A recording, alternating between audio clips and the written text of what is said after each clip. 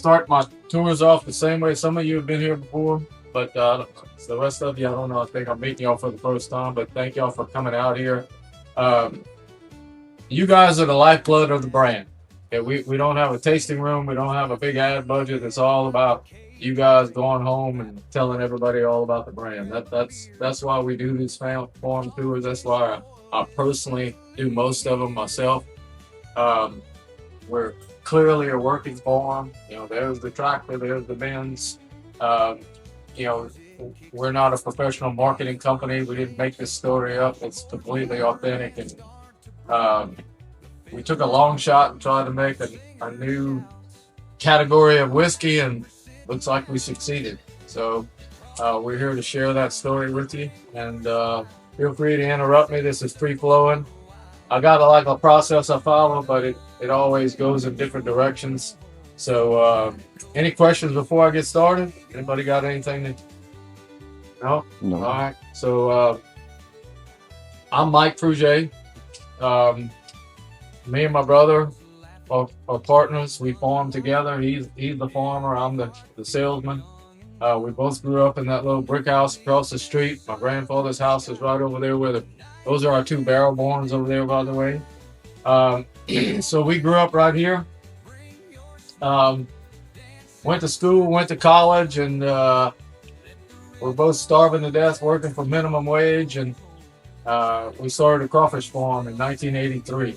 That was, everybody has a crawfish farm now, but nobody had one back then. Yeah. We were pioneers in that. We weren't the first people, but we were definitely pioneers in it.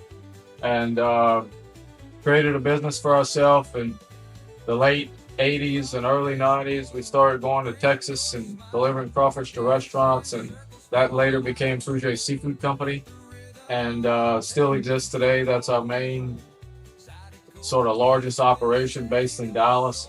And along the way, that exposed us to a lot of chefs and people that work in the food service business, and a lot of creative people, and sort of, I don't know, start having these thoughts of how can we create a brand instead of just be another commodity, you know, because when you sell fish, you're a commodity. And I don't know how we ended up in the whiskey business, but that's kind of the genesis of it.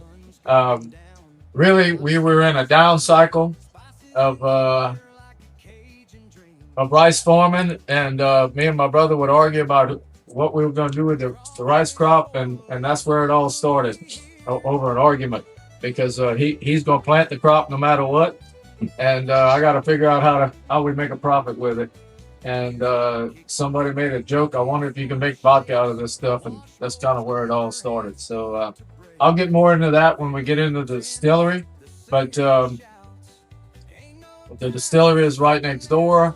We're going to go over there. We're going to show you all a video about the farm, and we're going to go through the process of how that works, go to the barrel room, and then we're going to come back here and go to the bottling room, show you a little bit of the history of the brand, and then Ava and Emily, I think Emily's here, but she's going to walk y'all through the physical tasting of the whiskey. So, you know, just kind of giving you an overview of what we're going to do. And y'all follow me. We'll go. Mike then brought us over to the production area, showing us where fermentation takes place. This is truly an impressive operation. During that time, they were producing some vodka, but we got to see the fermentation of rice whiskey, which takes longer than traditional bourbon or rye. These are some of the accolades that JT Meleck has received. This is the computerized still that is being operated to produce our wonderful JT Meleck whiskey. This was our original second barrel room. The first barrel room was across the street, was where we're going to go by the bottling, and it kind of demonstrates the scale of what we've grown to over the past 8 years. But these barrels here are older. These are actually our working barrels that we're dumping now. We're pulling samples and we're working with these barrels right now.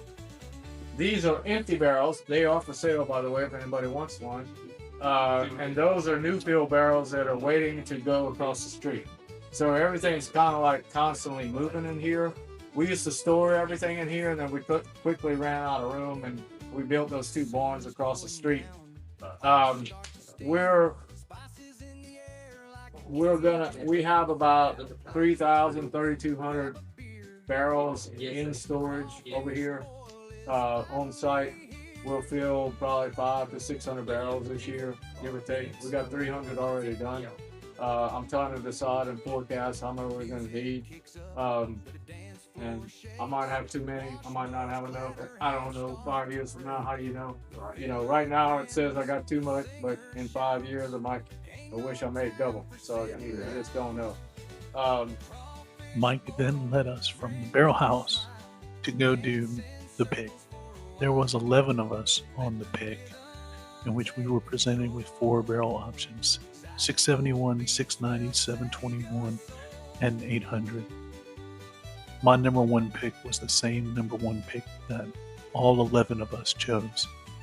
This is going to be truly a wonderful barrel pick for Bourbon Together. Y'all have a great one.